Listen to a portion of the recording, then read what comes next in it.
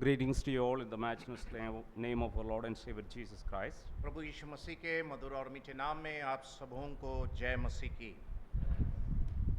I thank the Lord for this wonderful time the Lord has given us to be in His presence in this manner. और इस प्रकार यहाँ पर आप लोगों के समक्ष में होने के लिए मैं अति खुश हूँ और आप लोगों के प्रार्थना के लिए भी मैं बहुत ही धन्यवादी हूँ।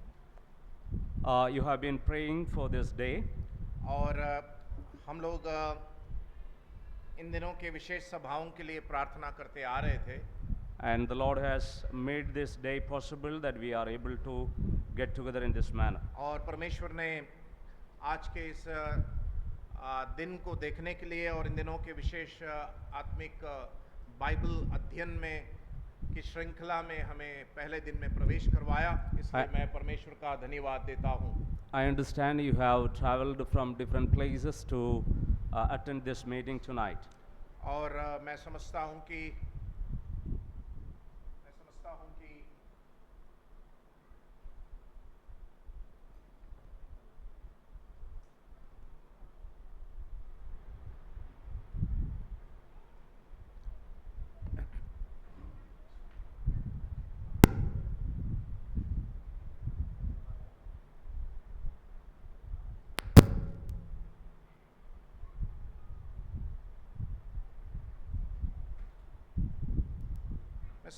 कि अलग अलग स्थानीय कलीसियाओं से भाई बहन लोग यहाँ पर आए हुए हैं।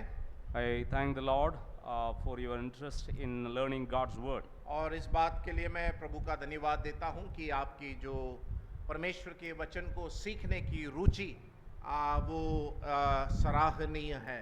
Though I have come here once before, मैं यहाँ पर एक बार पहले आ चुका हूँ, yet this is the first time I am standing before all of you with the God's word. और लेकिन पहली बार इस जगह पर मैं परमेश्वर के वचन के साथ खड़ा हुआ हूँ।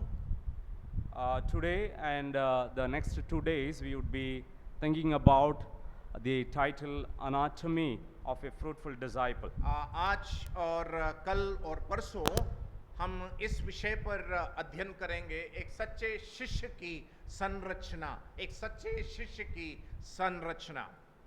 So for that we will be turning our attention to the book of John, the Gospel according to John chapter 15. और इस विषय का अध्ययन करने के लिए हम लोग यूहन्ना रचित सुसमाचार उसका 15वां अध्याय में हम जाएंगे।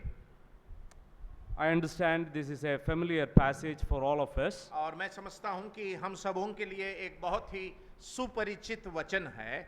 But I request all of you to sit with a prayerful heart and mind that the Lord might teach each one of us to understand that passage. लेकिन मेरी एक गुजारिश है आप लोगों से कि बहुत ही प्रार्थना पूर्वक फिर एक बार इस अध्याय को हम देखेंगे इस अध्ययन विषय के संबंध में। Pray for both of us that the Spirit of God Himself will help us in delivering God's word. और हम दोनों के लिए आप प्रार्थना करें ताकि हम इस परमेश्वर के वचन को जब उसका विभाजन करते हैं उसके अनुग्रह पर हम निर्भर होकर इस सेवा को कर पाएं। I understand this is a Bible study. और मैं समझता हूं कि ये एक बाइबल अध्ययन है। And therefore we should talk each other. और इसलिए हम लोग संवाद करेंगे, एक दूसरे के साथ बातचीत करेंगे। So as we speak, it is not to test anyone. जब हम बातचीत कर रहे हैं, सवाल पूछ रहे हैं, हम किसी के ज्ञान की परीक्षा नहीं कर रहे हैं। Every answer you say is not a wrong answer. हर जवाब जो आप देते हैं जरूरी नहीं कि वो गलत जवाब हो। It may not be the most right answer. और हो सकता है ऐसा भी कि वो एकदम सटीक जवाब भी ना हो। But don't be hesitant to answer. लेकिन आप जवाब देने में हिचकिचाए ना। So without wasting much time, we will turn our attention to the Gospel according to John. समय बर्बाद किए बिना आइए हम यूहन्ना रचित सुसमाचार 15वें अध्याय में सीधे जाएंगे। So before we come to the book of the chapter 15, I would like to give you a small background of it. और जब हम 15वें अध्याय में आते हैं तो उसका एक संक्षिप्त भूमिका बांधना मैं चाहता हूँ। As it is written in the title, this is written by a disciple named John. हम जानते हैं कि यूहन्ना रचित सुसमाचार जो लेखक है यीशु मसीह का शिष्य यूहन्ना खुद है। Now, when we start the first verse, it says, in the beginning.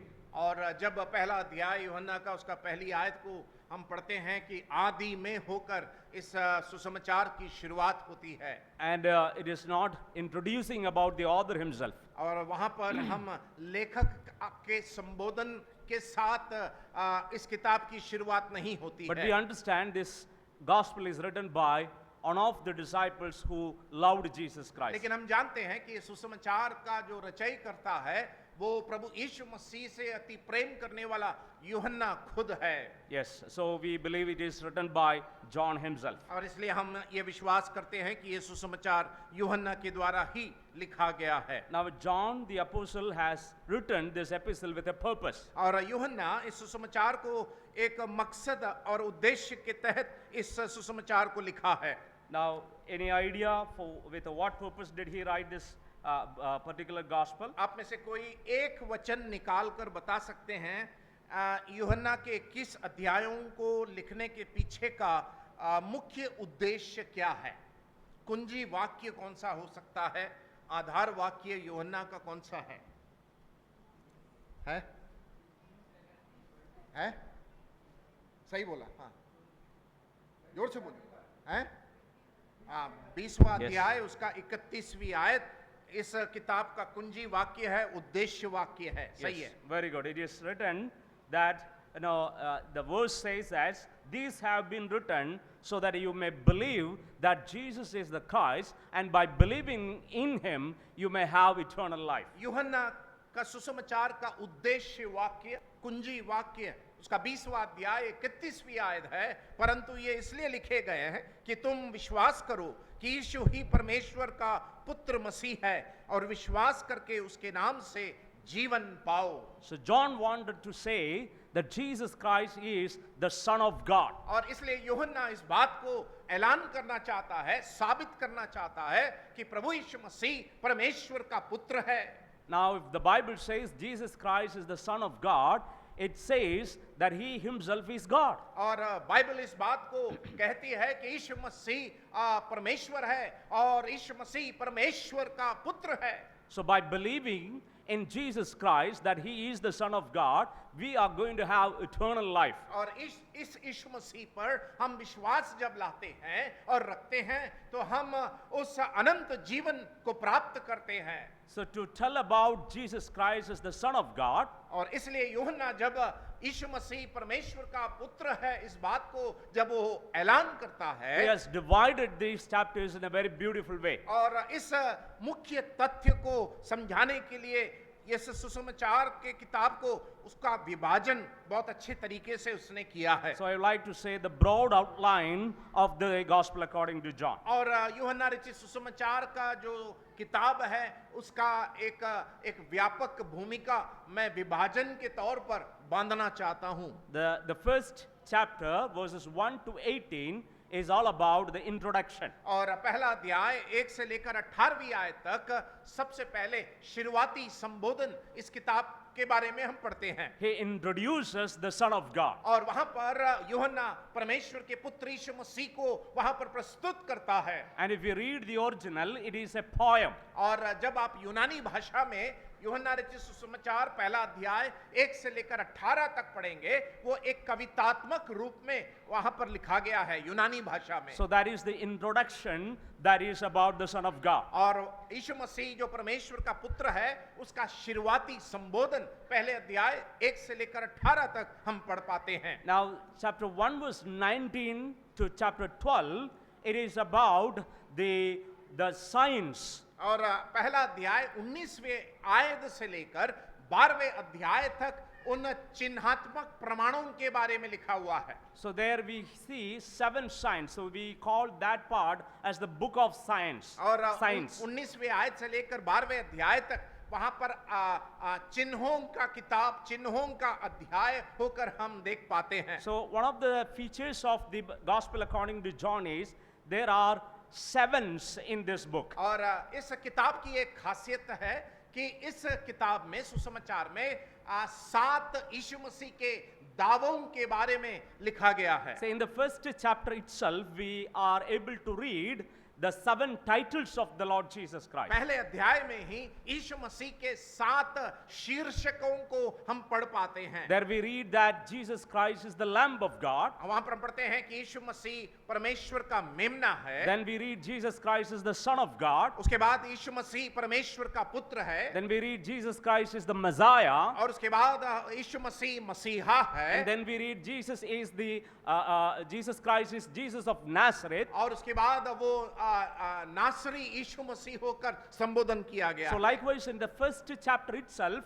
the author is telling 7 titles that is about the completion, the perfection of the Lord Jesus Christ. यीशु मसीह के सिद्धता के संबंध में लेखक वहां पर 7 शीर्षकों के बारे में उल्लेख करता है। Now as I said, he also talks about the 7 signs that has been done by the Lord Jesus Christ. उसके अलावा हम 7 चिन्हों को आगे वाले अध्यायों में हम पढ़ पाते हैं। Now if you read John 20 verse 30, अगर आप 20वां अध्याय उसके 30वीं आयत को पढ़ेंगे, John says that Jesus has done so many signs. और वहां पर यीशु मसीह कहते हैं कि उसने बहुत चिन्हों को उसने प्रकट किया। But he chose 7 particular signs to prove the deity of the Lord Jesus Christ, लेकिन the Son of God. बहुत सारे चिन्हों में से यीशु मसीह ने 7 यीशु मसीह के 7 चिन्हों को यूहन्ना ने उसका चुनाव कर यीशु मसीह के ईश्वरत्व का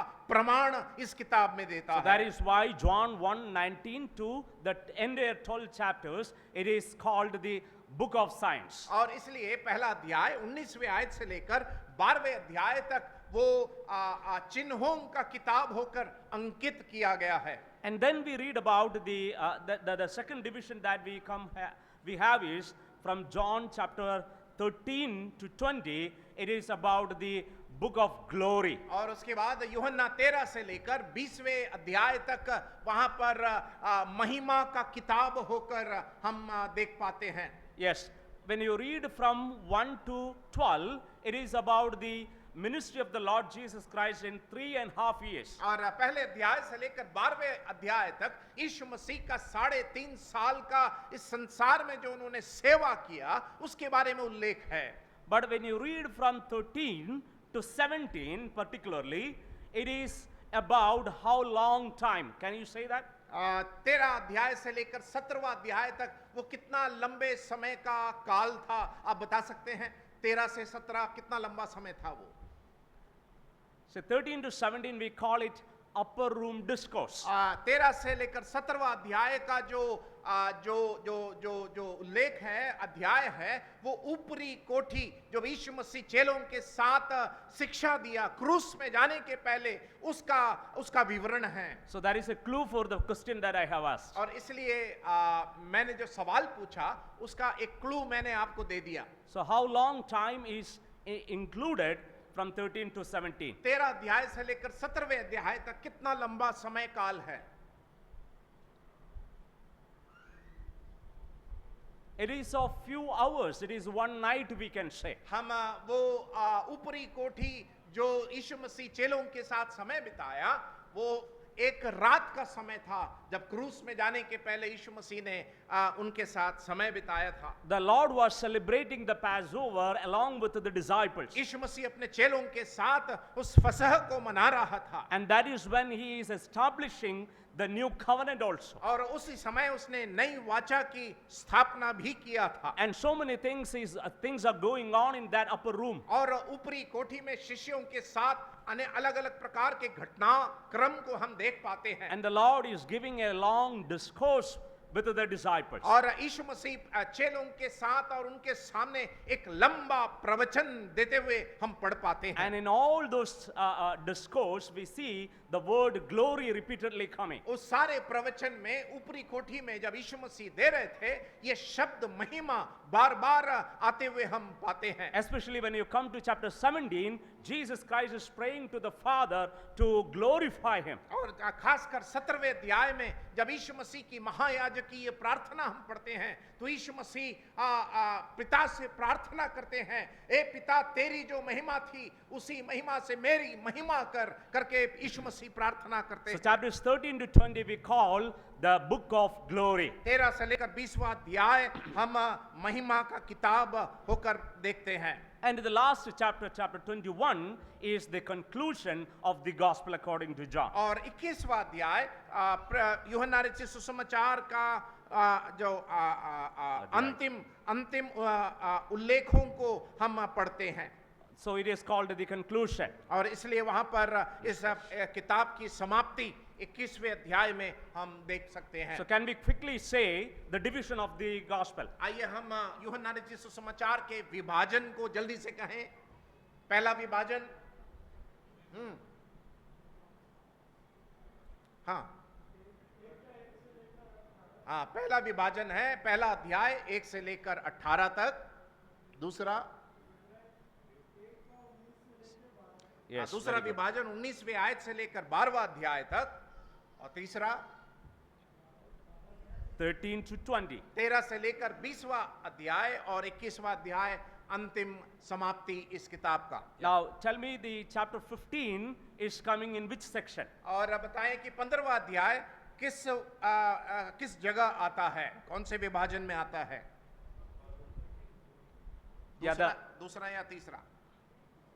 The third division, that is the 13 to 20. तीसरा खंड है 13 से 17 के, उसमें आता है 15वां So we अध्याय। call that the book of glory portion. और ये जो भाग है वो महिमा का भाग है। Now when we come to chapter 15, और 15वें अध्याय में जब हम आते हैं, already the Lord is pouring out his heart. और वहां पर यीशु मसीह अपने हृदय को उंडेलते हुए हम पढ़ पाते हैं। Now why he is doing that we can understand from the context. और उस संदर्भ को जब हम पढ़ेंगे, यीशु मसीह अपने हृदय को उंडेलते हुए उसका कारण हम वहां पर पढ़ पाते हैं। Now this one chapter is what we are going to study in these 3 days. और ये तीनों दिन हम इस एक अध्याय पर हम अध्ययन करने जा रहे हैं। See, when we read chapter 13 of John's Gospel, we understand what is going on in that upper room. और 13वें अध्याय को जब हम पढ़ते हैं तो ऊपरी कोठी में क्या चल रहा है उसको हम वहां पर देखते हैं। The Lord has done 7 signs already. और यीशु मसीह ने वो 7 चिन्हों को उन्होंने प्रकट किया है। And the final sign was और उसका अंतिम चिन्ह जो था, rising of Lazarus from the dead. और अंतिम चिन्ह था कि लाजर को मृतकों में से जिलाया जाना। And after each sign, he was having conflict with the Pharisees and the leaders. हर एक चिन्हों को प्रकट करने के बाद यीशु मसीह वहां के फरीसियों के साथ वो वाद विवाद करता था। For example, if you read chapter 2, अगर दूसरे अध्याय को पढ़ेंगे, we read the first sign ever done by the Lord Jesus Christ. दूसरे अध्याय में काना का विवाह में यीशु मसीह के द्वारा सबसे पहले चिन्ह को उन्होंने प्रकट किया। And soon after that, he enters into the temple. और उसके तुरंत बाद वे मंदिर में प्रवेश करते हैं। And he is chasing out all the unwanted things from inside the temple. और वहां पर मंदिर के अंदर से वहां जो उथल पुथल होती है और उसके द्वारा लोगों को मंदिर के बाहर वो ढकेलते हैं। And the leaders come and ask him, with what authority you do that? और लोग आकर पूछते हैं कि आपने हमें किस अधिकार से मंदिर से बाहर किया है। And the Lord is giving his reply there. और वहां पर यीशु मसीह अपने जवाब को वहां देते हुए हम पढ़ते हैं। So from that time onwards, the Lord was always questioned by these Pharisees and Sadducees and the priests. उस घटना के बाद फरीसी और सदूकियों के द्वारा निरंतर यीशु मसीह के ऊपर सवाल उठाए गए थे। And they started making plans to kill Jesus Christ. और उन्होंने यीशु मसीह के ऊपर घात करने के लिए वे योजना बना रहे थे। And once Jesus raised Lazarus from the dead, और यीशु मसीह लाजर को मृतकों में से जिलाने के पश्चात they have already made the plan very clear how to kill Jesus Christ. उसके बाद उन्होंने इस बात को बहुत ही स्पष्ट रूप से प्रकट किया कि यीशु मसीह की घात और उसको मार डाला जाने का योजना उन्होंने बना दिया था। And our Lord Jesus Christ knew the exact time of his crucifixion. यीशु मसीह अपने क्रूस की मृत्यु को उसका सटीक समय अच्छी तरह जानते थे। He always was working in time. और हमेशा वो समय के क्रम में काम करने वाले यीशु मसीह थे। So when you read chapter 13 verse 1, और 13वें अध्याय की पहली आयत को अगर आप पढ़ेंगे, it is written, Jesus knowing that his hour had come, that he would depart out of this world to the Father. और वहां पर हम पढ़ते हैं कि मेरी वह घड़ी आ पहुंची है कि जगत छोड़कर पिता के पास जाऊं। So the Lord knew that the time has come for him to complete the work on the earth and go to the Father who has sent him with a purpose. यीशु मसीह को ये जानकारी पूरी तरह से थी कि इस संसार की सेवकाई की समाप्ति का समय आ चुका है और अब वो समय है जब उस क्रूस की मृत्यु के पश्चात वे पिता के पास वे पहुंचेंगे। So it is in this context we should understand the whole passage. और इस संदर्भ में हमें इस पूरी भूमिका को और घटनाक्रम को समझना बहुत जरूरी है। Now in these portions we have no time to go into all the verses. The Lord is saying again and again, the time has come so that I may go to my Father. यीशु मसीह बार-बार इस बात को कहते हैं कि मेरी घड़ी आ पहुंची है, मेरी घड़ी आ पहुंची है कि मैं पिता के पास जाऊं। And the disciples were not understanding what Jesus Christ was telling. लेकिन चेलों को ये यीशु मसीह के कथनों की समझ उनको नहीं थी। And the Lord was saying that for a little while, I will miss you, or I am going to miss from you. और यीशु मसीह उनको समझा रहे थे, कुछ समय तक मैं तुम्हारे बीच में नहीं रहूंगा। Then the Lord said that I will come after a while again. और यीशु मसीह कहते हैं कि कुछ समय बाद मैं आऊंगा। And Philip was asking, where are you going, Lord? फिलिप्पुस पूछता है कि तू कहां जा रहा है प्रभु? And the Lord was saying, I am going to my Father. यीशु मसीह जवाब देते हैं कि मैं अपने पिता के पास जा रहा हूं। And then he is asking the question, show us the Father. और वो कहता है कि पिता हमें दिखा दे। And the Lord was saying that these many years I have been with you, don't you know who the Father is? और यीशु मसीह फिलिप्पुस से कहते हैं कि इतने साल मैं तुम्हारे बीच में रहा, तुमको पता नहीं कि पिता कौन है। He says, he who has seen me has seen the Father. यीशु मसीह कहते हैं कि जिसने मुझे देखा उसने पिता को देखा। So the disciples are in a very troublesome situation because of what the Lord is saying now in this upper room. और इस ऊपरी कोठी में जब यीशु मसीह अपने चेलों के साथ बातचीत कर रहे थे तो चेले व्याकुलमय अवस्था में थे क्योंकि वो बार-बार कह रहा था कि मैं पिता के पास जा रहा हूं। The Lord understood the hearts of the disciples. यीशु मसीह ने चेलों के हृदय की अवस्था को समझ गया था। They did not fully understand the purpose of God. लेकिन यीशु मसीह के चेले परमेश्वर की योजना को समझ नहीं पाए। And their hearts are very much troubled in themselves. और उनका हृदय बहुत ही व्याकुल हो चुका था। It is in that time the Lord is trying to tell them what is written in chapter 15. और वो समय था जब यीशु मसीह 15वें अध्याय को वहां पर उनके सामने कहता है। And the Lord is saying all these words, it is because he is not going to be in this world anymore. और यीशु मसीह इन बातों को इसलिए कह रहे हैं क्योंकि वे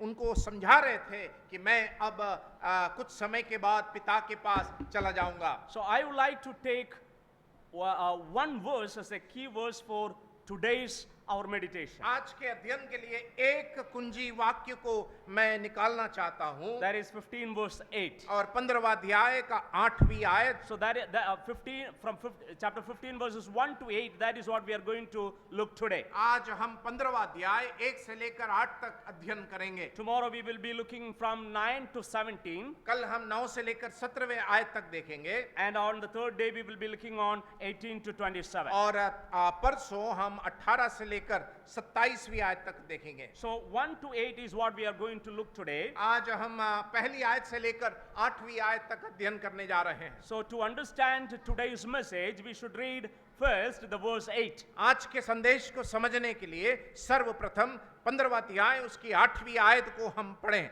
मेरे पिता की महिमा इसी से होती है कि तुम बहुत सा फल लाओ, तभी तुम मेरे चेले ठहरोगे। Yes, you see, the Lord is saying that my Father is glorified by this. और यीशु मसीह कहते हैं कि मेरे पिता की महिमा इसी से होती है। By what the Father is glorified, can you tell me by reading that verse? उस आयत को पढ़कर क्या आप बता सकते हैं किस बात से पिता की महिमा होती है?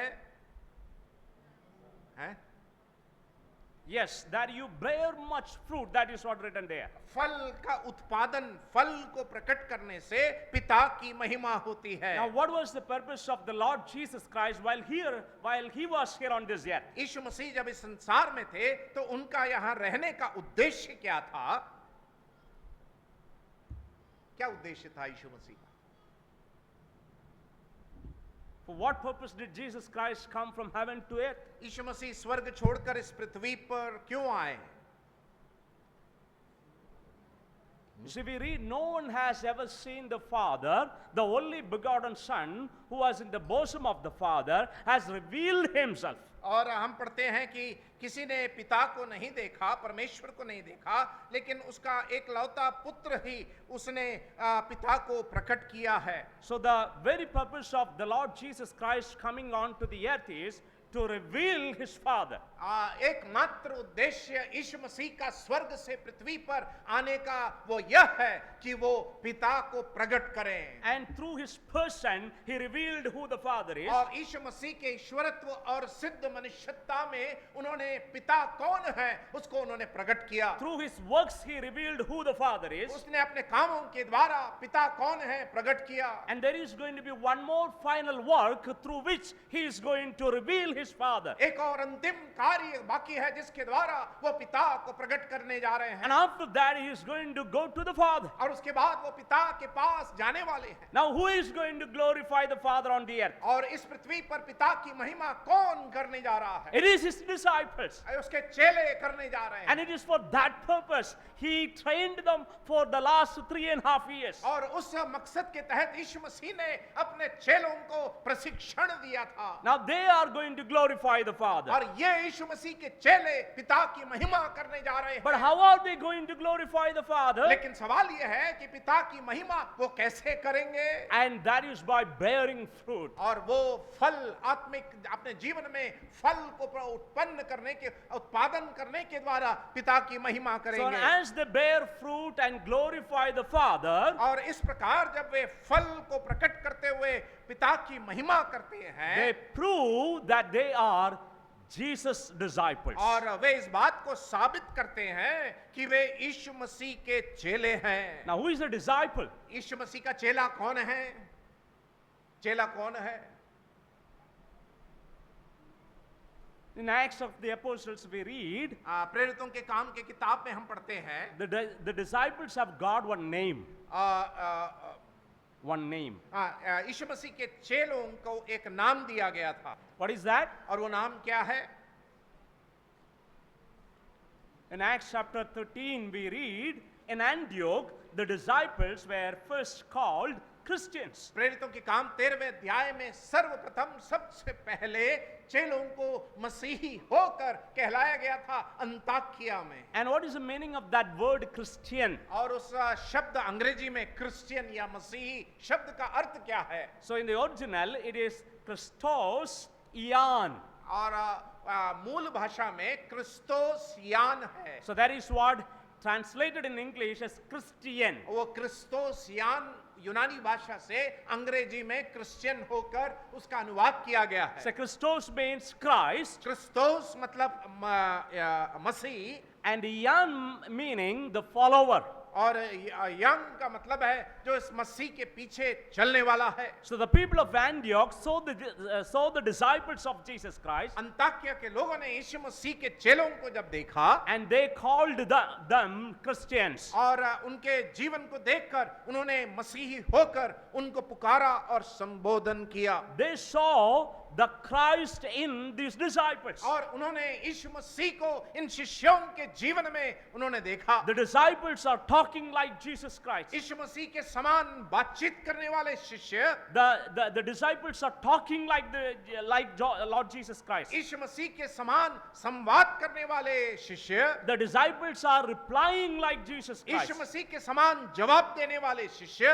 and living the lifestyle of Jesus Christ. यीशु मसीह का जीवन शैली जी कर दिखाने वाले शिष्य. By looking into that, और उसको देखने से they said, these are Christians, the followers of Christ. इनके चाल चलन और चरित्र स्वभाव को देखने के बाद ये नाम उनको दिया गया कि वे यीशु मसीह के पीछे चलने वाले शिष्य हैं. So after the death, resurrection and ascension of the Lord Jesus Christ, they really proved to be the followers of Jesus Christ. यीशु मसीह के क्रूस की मृत्यु और उनके पुनरुत्थान के पश्चात यीशु मसीह के चेलों ने इस बात को साबित कर दिखाया कि वे वास्तव में उसके चेले हैं. But now, they लेकिन are अब- in the upper room. और यहाँ पर वे ऊपरी कोठी में हैं. And the Lord is not yet died. और प्रभु यीशु मसीह की मृत्यु अभी हुई नहीं He's है, going to die, वो क्रूस की ओर जा रहे हैं, but just before that, लेकिन उसके थोड़े समय पहले he wanted to strengthen his disciples. और यीशु मसीह अपने चेलों को बलवंत करना चाहता था, He started to speak from chapter 13 onwards. और इसके लिए 13वें अध्याय से ऊपरी कोठी में यीशु मसीह चेलों के साथ संवाद करते हैं। But now in chapter 15, he says, I have chosen you with this very purpose that you might bear fruit. और यीशु मसीह अब 15वें अध्याय में आकर उनसे कहता है, मैंने तुमको इसलिए चुना है कि तुम जाकर फल लाओ। My dear brothers and sisters, मेरे भाइयों और बहनों, the only people who represent Christ on earth is we. हम ही ऐसे लोग हैं जो यीशु मसीह को इस पृथ्वी पर प्रतिनिधि करते हैं। And the very reason why the Lord has left us over this earth is इस संसार में यीशु मसीह ने हमें इस पृथ्वी पर इसलिए रखा है we might glorify the Father ताकि हम पिता की महिमा करें by bearing fruit फल लाने के द्वारा, and proving to be Christ's disciples. और इस बात को साबित करें कि हम वास्तव में यीशु मसीह के शिष्य हैं। Do you ever think of that purpose in your life? क्या आपने कभी अपने उद्धार के संबंध में इस मकसद को आपने सोचा है? What is the very purpose of our life here on this earth? हमारे इस संसार में जीने का मकसद क्या है? Can you tell me? क्या बता सकते हैं मैं क्यों इस संसार में जी रहा हूं? The very purpose for which God has put us here on this earth is to glorify the Father by bearing fruit and proving His disciples. इस एकमात्र उद्देश्य परमेश्वर ने हमें इस पृथ्वी पर इसलिए रखा है ताकि हम उस फल लाने के द्वारा यीशु मसीह के चेले हैं, इस बात को हम साबित करें। We need to glorify the Father. हमें पिता परमेश्वर की महिमा करना अति आवश्यक है। That is impossible if we don't bear fruit. वो तब तक नहीं होगा जब तक हम फल नहीं लाएंगे। And when we bear fruit, जब हम फल लाते हैं, we are adding one more thing to that. उसमें एक और चीज भी जोड़ते हैं। That is, we are proving to be the disciples of Jesus Christ. इस बात को हम साबित करते हैं कि हम वास्तव में यीशु मसीह के चेले हैं। But how is it possible? ये कैसे हो सकता है? How can we glorify the Father? पिता की महिमा हम कैसे कर सकते हैं? How can we bear the fruit? हम फल कैसे ला सकते हैं? How can we prove ourselves to be the disciples of Jesus हम Christ? यीशु मसीह के चेले हैं, कैसे साबित कर सकते हैं? That's what we are going to look into. आइए हम उस पर अब अध्ययन So करने जा 1 रहे to हैं। 8 I have entitled The Inner Life of a Fruitful Disciple. 15वां अध्याय पहली आयत से लेकर 8वीं आयत तक मैंने एक शीर्षक दिया है, एक सच्चे यीशु मसीह के शिष्य का अंदरूनी जीवन। Yes, the inner life or the private, the secret life of a fruitful disciple. एक फलवंत शिष्य का रहस्यमय जीवन कैसे होता है, 1 से लेकर 8 तक अध्ययन करने जा रहे हैं। So we will look into the first 3 verses. पहले 3 आयत को देखेंगे। There we read about the identity of a fruitful disciple. पहले 3 आयत में एक फलवंत शिष्य का पहचान को हम पढ़ते हैं। We have half an hour before us. हमारे सामने आधा घंटा है, I will not take more than that. मैं उससे ज्यादा नहीं लूंगा। So please give your undivided attention. आपका अविभाज्य, आपका वो ध्यान मैं केंद्रित करने के लिए मांगता हूं। And please sit with a heart and mind that the Lord might speak to us. इस हृदय के साथ और मनसा के साथ बैठे कि हे प्रभु तू मुझसे बात कर। Come, let us look into the identity of a fruitful disciple. एक फलवंत मसीह की पहचान क्या है, पहले 3 आयत को हम देखने जा रहे हैं। We will read those verses. किसी कोई हमको पढ़कर मदद करे 15वां अध्याय पहली आयत से लेकर 3री आयत तक।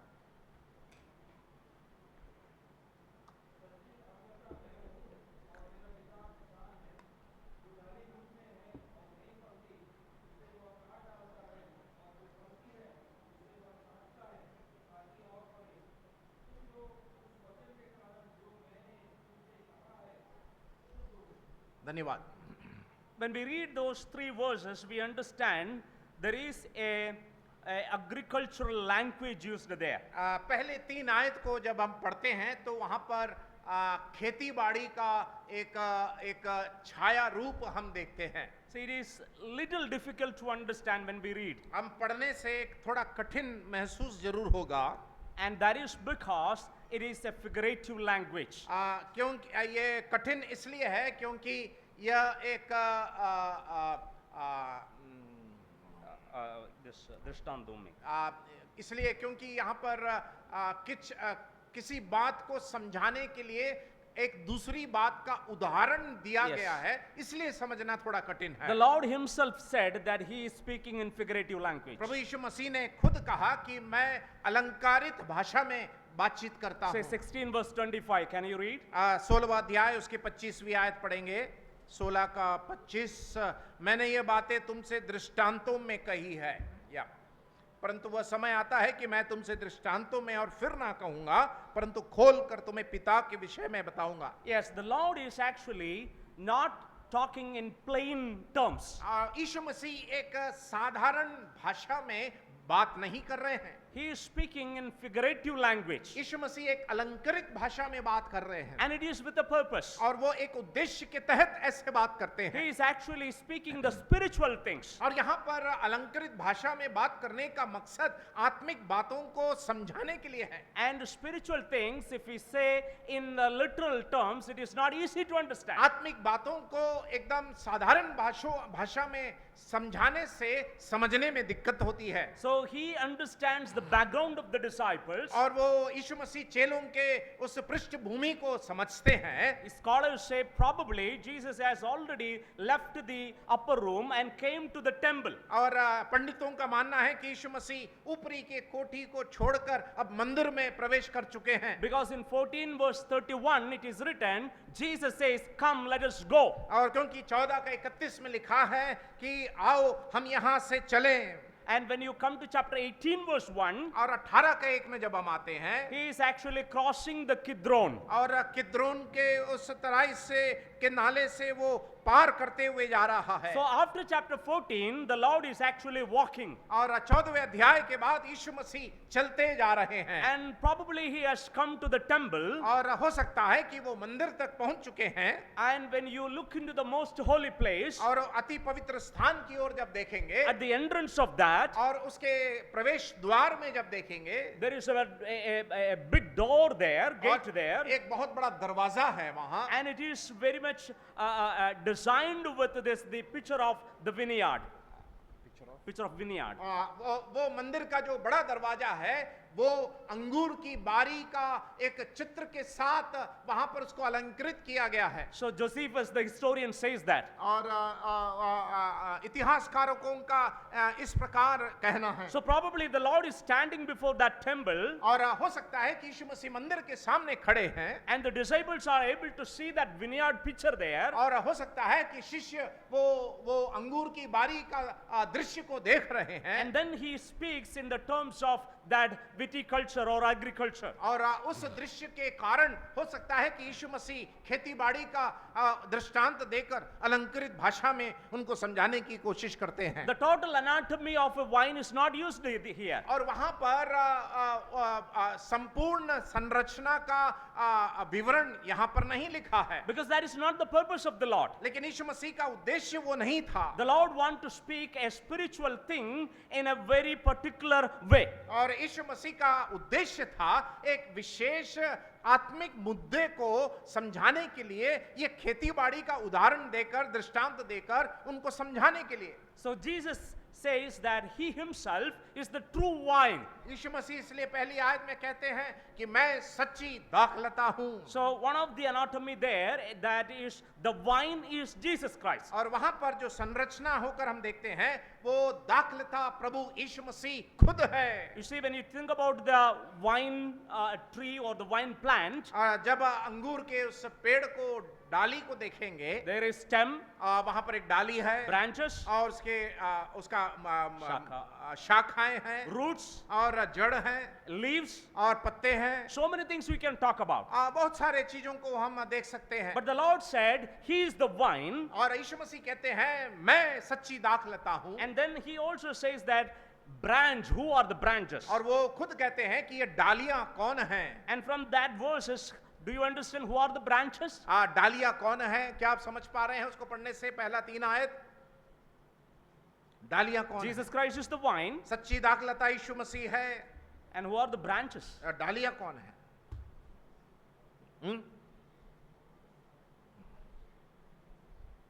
Now he says, you are the branches. वो कहता है कि तुम इस सच्ची दाखलता से जुड़े हुए डालियां हो। In the first verse, Jesus said, I am the true vine. पहली आयत में कहता है सच्ची दाखलता मैं हूं। Again, Jesus repeats that in verse 5, I am the vine. पांचवें आयत में फिर वो दोहराता है मैं दाखलता हूं। And then he says, you are the branches. और वो कहता है कि तुम डालियां हो। So he says about I and you. और वो कहता है कि मैं और तुम। So here, who is the I? यहां पर मैं कौन है? यीशु मसीह। And who are the you? और तुम कौन है? वो डालियां हैं। The disciples. Now, और वो यीशु मसीह चेले हैं। and here the I has a name. What is the name of I? और वो मैं के लिए एक नाम है, वो क्या है? The true vine. वो है मैं सच्ची दाखलता हूं। And you has a name. What is that? और तुमको भी एक नाम दिया गया है। The branches. और तुम डालियां हो। Yes. So Jesus says, I am the true vine and you are the branches. यीशु मसीह कहते हैं कि सच्ची दाखलता मैं हूं और तुम डालियां हो। And between these two, there is another person. लेकिन इन दोनों के बीच में एक और व्यक्ति है। I, you, and he. मैं, तुम और वो। And he is none other than his own father. और वो यीशु मसीह का पिता है। And what is his name? और उसका नाम क्या है? किसान। Yes, it is written the vine dresser. और जो किसान है So वो पिता है। here we read about the true vine Jesus Christ, सच्ची दाखलता प्रभु यीशु the Masih vine dresser the Father, और किसान जो इस खेती का किसान पिता है and the branches that are the disciples. और डालियां वो शिष्य लोग हैं। So today we can say आज हम कह सकते हैं we are the branches. हम इस सच्ची दाखलता के शाखाएं हैं, डालियां हैं। And Jesus Christ is the vine even today. और यीशु मसीह आज भी इस सच्ची दाखलता है। Father is the vine dresser. पिता वो किसान है। So that is the anatomy here. और यहाँ पर इस प्रकार ये संरचना को समझाया गया है। Now, what is the identity of a fruitful disciple or a branch here? सबसे पहली बात 1 से लेकर 3 तक फलवंत मसीही की पहचान क्या है? 1 से लेकर 3 तक What do we understand? क्या समझते हैं? फलवंत मसीही का पहचान, identity of A true disciple. क्या है पहचान? उसके दूसरी आयत में लिखा हुआ है जो डाली फल लाती है। You see, the vine is there and the branch is attached to the vine. दाखलता है और डालियां उस दाखलता के साथ जुड़ी हुई है। Every Christian, every disciple of Jesus Christ find his identity being attached to Christ. हर यीशु मसीह का चेला जो है उसकी पहचान उस डाली से जुड़े जाने के कारण ही होती है। If we are not attached to Christ, we have no identity of ourselves. यीशु मसीह जो दाखलता है, अगर हम उस यीशु मसीह के साथ डाली के रूप में जुड़े नहीं हैं, तो हमारी कोई पहचान नहीं। People today try to find their identity in so many things of the world. आज हम विश्वासियों को देखते हैं कि वे संसार के कितने चीजों पर, वस्तुओं पर अपनी पहचान बनाने की कोशिश करते हैं। And that is from the beginning of the world. और इस संसार के उत्पत्ति से ही ये आदत है। People try to make name for themselves. लोग अपने नाम को और उसकी प्रतिष्ठा को बढ़ाने की कोशिश करते And हैं। they want to make name for themselves without God. और अपने प्रतिष्ठा को परमेश्वर के बिना वो बनाना चाहते But हैं। Jesus Christ says, लेकिन यीशु मसीह कहते हैं your identity तुम्हारी पहचान is being attached to me. और तुम्हारी पहचान डाली के रूप में मेरे से जुड़े जाने में ही है। That's what he says. Every branch in me, he says. और वो कहता है कि हर डाली जो मुझ में है, Yes, every branch in me will bear fruit. जो डाली मुझ में है वो फल को प्रकट करेगा। And it is because of the attachment to Christ. और ये परिणाम यीशु मसीह के साथ जुड़े रहने के कारण है। But there is a problem written in verse 2. लेकिन दूसरी आयत में एक संकटमय बात लिखी हुई है। What is that? वो क्या है? It says, every branch in me that does not bear fruit. और वहां पर पहली बात डाली दाखलता में जुड़ी है। दूसरी बात जो डाली फल नहीं लाता। Yes. See, when we look there, there are some branches that do not bear fruit. कुछ ऐसे डालियां होती हैं जो फल नहीं लाते हैं। What does the Lord do with those branches? उन डालियों के साथ प्रभु क्या करता है? In verse 2 it is written, दूसरी आयत में लिखा है, He takes away. और वहां पर लिखा है कि वह उसे काट डालता है। Yes, the vine dresser will come and see the vine, और किसान जो है वो दाख की बारी को आकर देखता है, and the vine dresser understands the branches. और किसान जो है वो डालियों को समझता है, पहचानता है। And because of his understanding of the kind of branch in the vine, और इस किसान का डालियों का जो इस दाखलता से जुड़े होने की समझ होने के कारण he removes certain branches from the vine. और इसलिए कि जो डाली फल नहीं लाती उसको वो अलग कर देता है। And then we read there are branches that bear fruit, और तीसरा एक और खंड वहां पर है, जो डाली फलती है there it is written he prunes them. और उन्हें छांटता है, लिखा हुआ है। So we can say like this, हम ऐसे कह सकते हैं, अब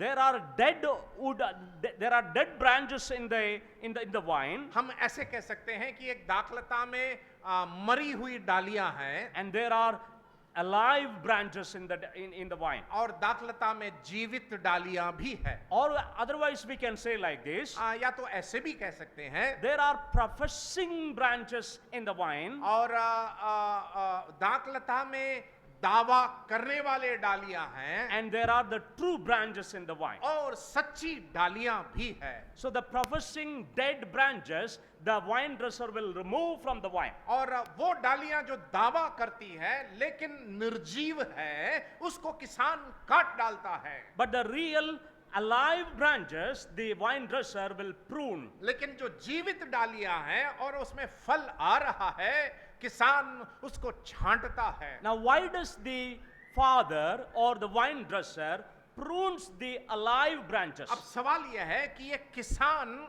जो जीवित डालियां हैं उसमें फल लग रही है, उसको छांटता क्यों है? What is written in verse 2? दूसरी आयत में क्या लिखा है?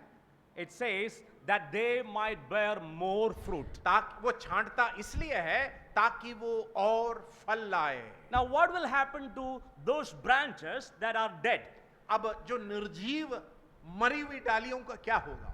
That is in verse 6. वो 6वीं आयत में लिखा हुआ। What is written in verse 6? 6वीं आयत में क्या लिखा है? यदि कोई मुझ में बनाना रहे तो वो डाली की नाई फेंक दिया जाता और सूख जाता है, लोग उन्हें बटोर कर आग में झोंक देते हैं और वे जल जाती है।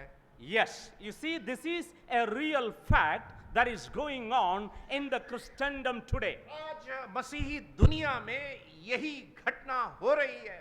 There are professing Christians who think that they are Christians, ऐसे मसीह लोग हैं जो दावा करते हैं कि हम तो मसीह हैं, and there are true Christians who have believed in the Lord Jesus Christ and they are saved. दूसरे तरफ सच्चे मसीह लोग हैं जो वास्तव में उद्धार पाए हैं और यीशु मसीह के साथ जुड़े हुए हैं। There are unsaved people who profess to be Christians.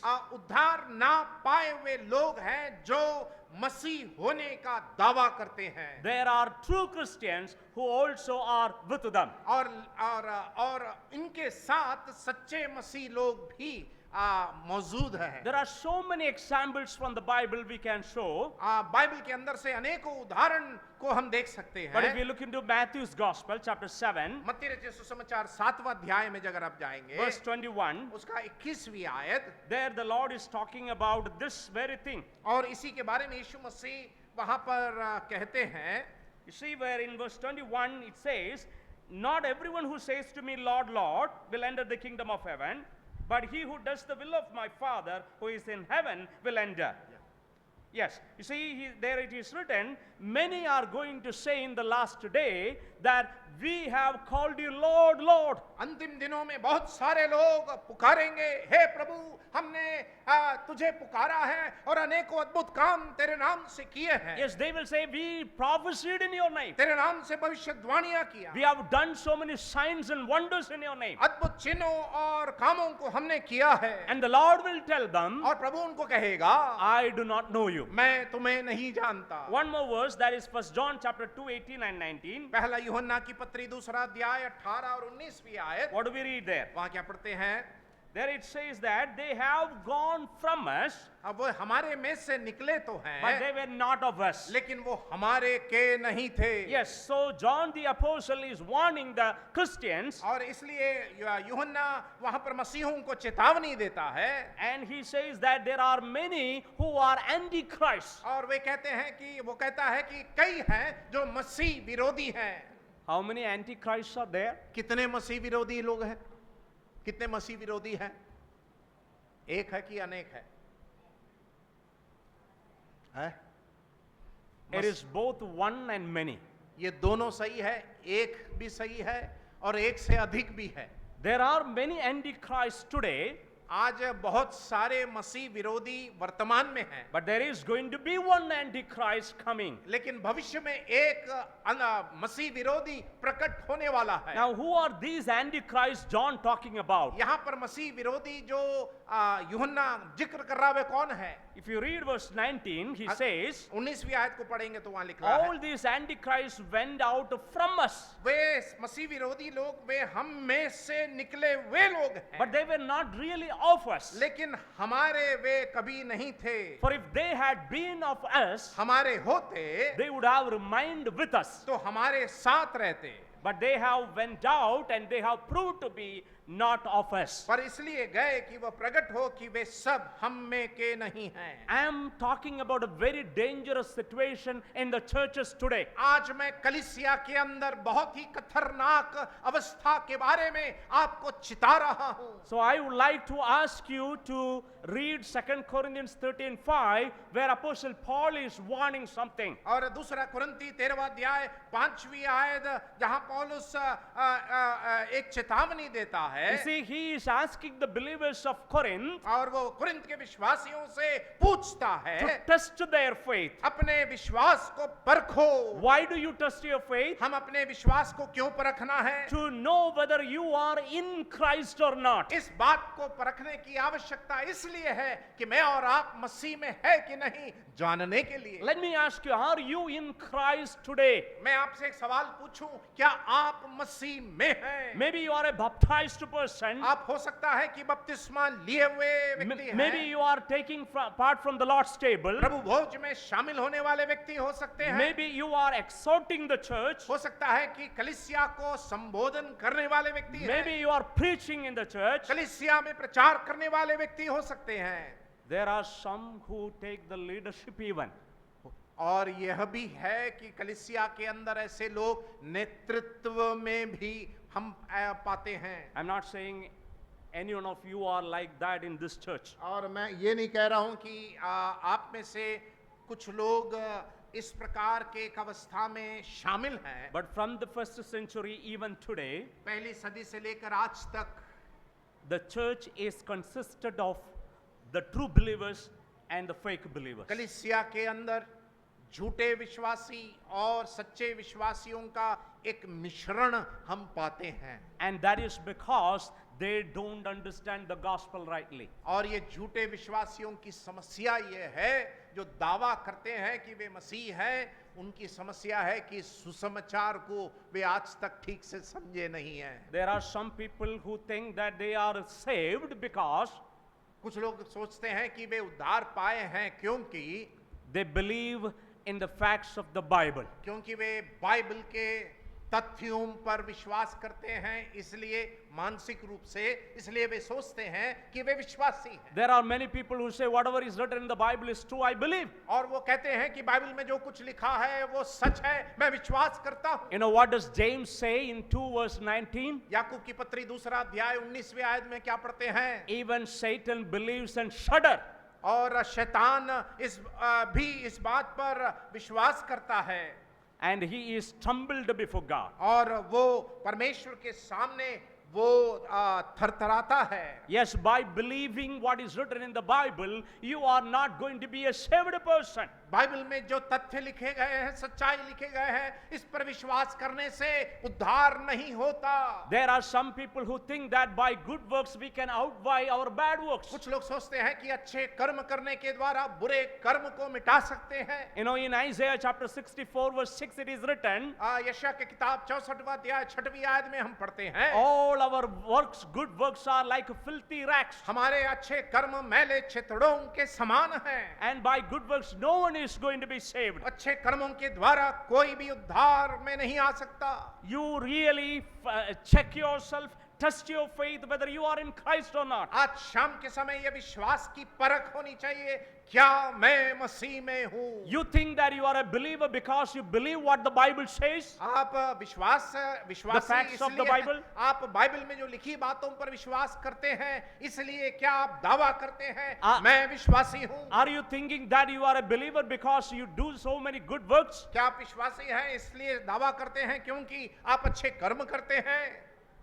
There are some people who listen to God's word कुछ लोग परमेश्वर के वचन को सुनते हैं and they feel sorry for the wrong they have done. और अपने जीवन में जो गलत काम और पाप को किए हैं उसको याद कर कर वे अफसोस करते हैं। They feel like they will be caught in the sin they have committed. और वे सोचते हैं कि वे उस पाप के कारण पकड़े जाएंगे। And they are thinking of the consequences of sin. और वे उस पाप के परिणाम के बारे में सोचते हैं। So they regret about it, और they feel sorry about it, और अपने किए का अफसोस करते हैं। but that is not true repentance. लेकिन वो सच्ची पश्चाताप नहीं है। 2 Corinthians chapter 7 verse 10. और दूसरा कुरिन्ती 7वां अध्याय उसके 10वीं आयत What we read there, हम क्या पढ़ते हैं? there we read about two kind of repentance. दो प्रकार के पश्चाताप के बारे में वहां लिखा हुआ है। One is a godly sorrow that produces repentance towards God. और एक ऐसा शोक जो परमेश्वर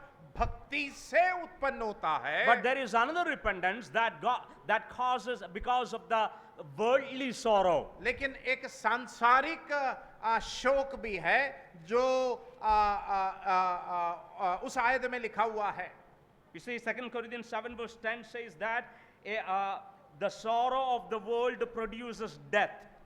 इस संसार का जो पश्चाताप है उससे मृत्यु उत्पन्न होता है। Yes, it doesn't produce life in you, it produces death in you. संसारिक शोक हमारे अंदर जीवन उत्पन्न नहीं करता, वो शोक उत्पन्न करता है। So when a person hears the word of God, एक व्यक्ति जब परमेश्वर के वचन को सुनता है, if he is not repenting by turning towards God, और परमेश्वर भक्ति से उत्पन्न होने वाले शोक से परमेश्वर की ओर अगर वो खींचा नहीं जा रहा just है, he feels sorry about the wrong he has done, और वो केवल अपने किए का अफसोस अगर करता है, he is having a long face because he will be caught in that sin. उसका चेहरा इतना उदासीनता से भर जाता है क्योंकि वो उस पाप के कारण वो पकड़ा जाएगा। That is not true repentance. और वो सच्ची पश्चाताप नहीं है।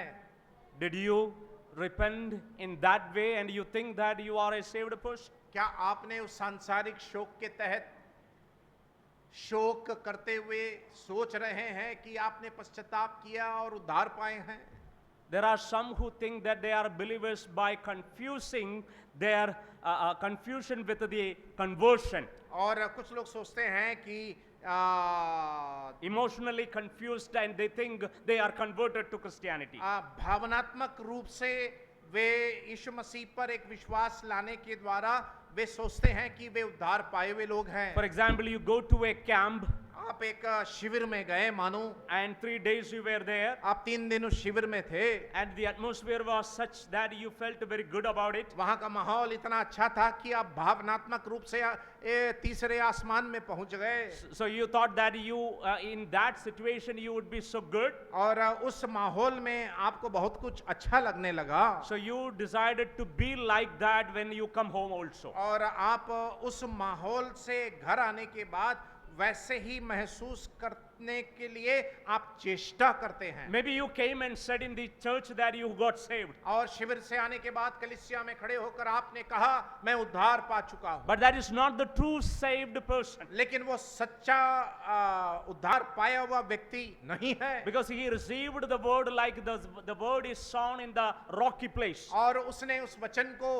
उस पथरीली भूमि पर जैसे गिरा वैसे उसने उस वचन को ग्रहण किया। It did not take root in himself. और वो वचन उसके अंदर जड़ नहीं पकड़ा। And therefore he was very happy to receive the word of God. और इसलिए वो वचन को स्वीकार करने के लिए संतुष्ट जरूर था। But it is not taken into inside. लेकिन वो जड़ नहीं पकड़ उसके अंदर पकड़ा। And therefore that did not produce any fruit. और इसलिए फल उत्पादन नहीं हुआ। And another kind of people who think that they are saved, एक और झुंड है जो लोग सोचते हैं कि वे उद्धार पाए हैं। and that is because of they are born in a Christian family. मसीही परिवार में जन्म लेने के कारण वे उद्धार पाए हैं, वे सोचते हैं। They have been listening to the songs every day sung in their family. और भजन और संगीत को अपने परिवार में गाए जाने के द्वारा वे सुनते आए हैं। They see so many activities of the spiritual activities of the church, आत्मिक गतिविधियों को कलीसिया में देखते हुए बड़े हुए लोग हैं। and they have a zeal inside, उनके अंदर एक उन्माद तो है, but that zeal itself will not cause you to repent towards the salvation. लेकिन वो उन्माद सच्चा उद्धार के लिए अंकित नहीं करेगा। So if you read Philippians chapter 3 verse 6, फिलिपियों की पत्री 3 अध्याय 6वीं आयत, Apostle Paul says about his zeal. वहां पर पौलुस अपने उस उत्साह के बारे में वो कहता है। He was so zealous for God, Yahweh. और याहवे के लिए वो कितना उत्साही था उसके बारे में लिखा हुआ। And because of that zeal, he started persecute the church. और उस उत्साह के कारण कलीसिया को सताने वाला वो बना। But when you come to Romans chapter 10, लेकिन रोमियों की पत्री 10वें अध्याय में जब हम आते हैं, Apostle Paul says that zeal is in ignorance. और पौलुस कहता है वहां पर 10वें अध्याय उसके दूसरे आयत में वो जो उत्साह था वो अनजाने से उत्पन्न हुआ उत्साह था। He talks about his own people, Israelites. They also have a zeal for God. और वो अपने ही लोग इस्राएलियों के बारे में वो कहता है कि उनको भी ये उत्साह है। But that zeal is not in accordance with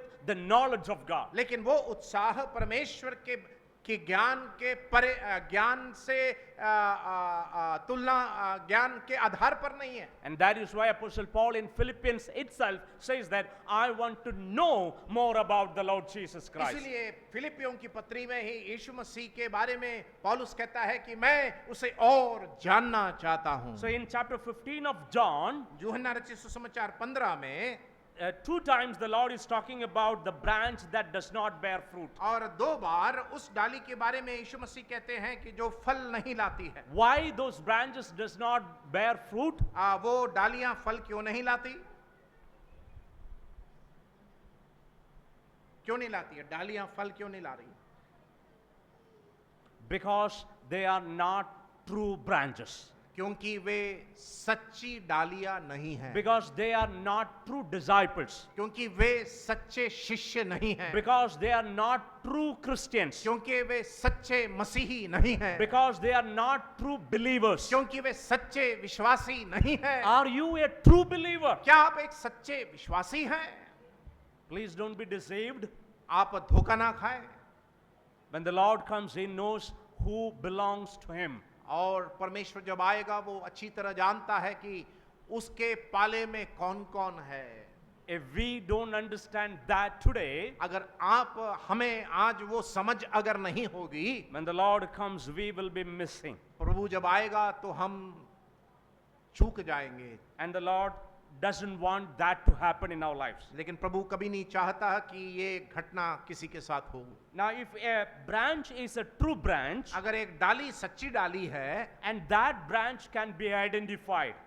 वो डाली की पहचान हो सकती है। You see, here 2 words are very key in this passage. इस अध्याय में 2 शब्द बहुत प्रमुख है। Just I will tell that, and we will discuss the remaining in the next class. उसको जरा सा कहकर मैं अगले सत्र में जाऊंगा। You see, The two words are, one is abide and the another one is bear. और दो शब्द वो है, एक है बने रहना और दूसरा है फल लाना. The word abide is repeated 10 times in this chapter. इस अध्याय में बने रहना 10 बार लिखा हुआ है And the word bear is written 7 times. और 7 बार फल लाने के बारे में लिखा हुआ है. You see, if you are a true disciple of the Lord Jesus Christ, अगर यीशु मसीह के सच्चे शिष्य हैं, you can never getting dispatched or getting detached from the Lord Jesus Christ. यीशु मसीह से कदापि अलग नहीं हो सकते. A true disciple will always abide in Christ, एक सच्चा शिष्य जो है यीशु मसीह में बना रहेगा, and because he abides in Christ, he will bear fruit also. क्योंकि वो मसीह में बना रहेगा इसलिए वो फल लाएगा. So let me leave this question tonight for all of us. और इसलिए सवाल को रखकर मैं आपके सामने ये कहना चाहता हूं. Apostle Paul is not saying that it is a test for the believers only. यहाँ पर पौलुस In 2 Corinthians 13 chapter 13 verse 10. दूसरा कुरिन्ती 13 का 10 में पौलुस ये जो परख है केवल विश्वासियों के लिए ही नहीं कह रहा है. He says these things so that we all, including those who preach, will test that. हाँ, ये इसलिए लिखी गई है, हम लोग जो प्रचारक हैं हम भी इसमें शामिल होते हुए ये परख करना जरूरी है क्या वास्तव में हम विश्वास में है कि नहीं. If we are truly the disciples of Jesus Christ, अगर हम वास्तव में यीशु मसीह के सच्चे शिष्य हैं, if we are truly the branches in the vine, अगर वास्तव में हम यीशु मसीह जो डाली है उसके सच्ची यीशु मसीह जो दाखलता है उसमें जुड़ी हुई सच्चे डालियां हैं, we will surely abide in him or be attached to him, और हम जरूर इस दाखलता में हम बने रहेंगे, or we will surely be bearing fruits. और बने रहते हुए हम फल भी लाएंगे. So what is the identity of a fruitful disciple? सवाल, एक सच्चे शिष्य की पहचान क्या है?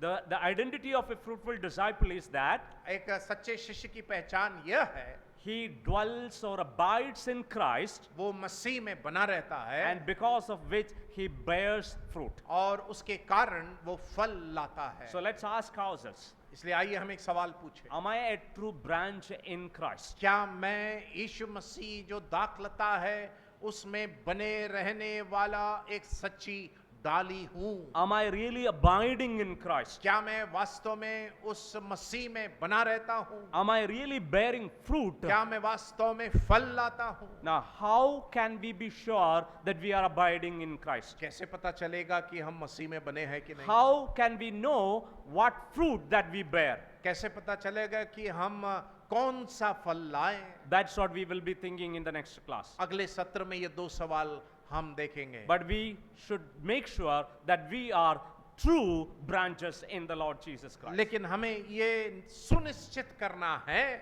क्या मैं वास्तव में यीशु मसीह जो दाखलता है उसमें जुड़ा हुआ सच्ची डाली हूं कि नहीं? Let's come with a prayerful heart and mind that we will be able to understand that fact also from this portion. और इस अध्याय से इस तथ्य को और सच्चाई को हम समझ पाएं कि हम वो सच्ची डाली, उस दाखलता में बनी रहने वाली डाली है कि नहीं. May the Lord help all of us. और परमेश्वर इस काम को करने और परख को करने के लिए हमारी सहायता करें.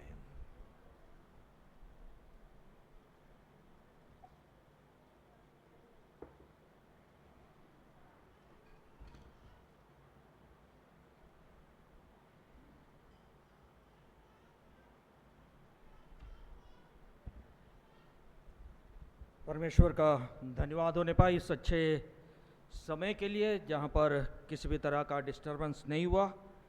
ज़रूर मौसम थोड़ा सा ख़राब लग रहा था, लेकिन पावर और माइक परमेश्वर ने अनुग्रह दिया कि कोई भी रुकावट नहीं आया और परमेश्वर के गहरे वचन को हम आज सुन पाए.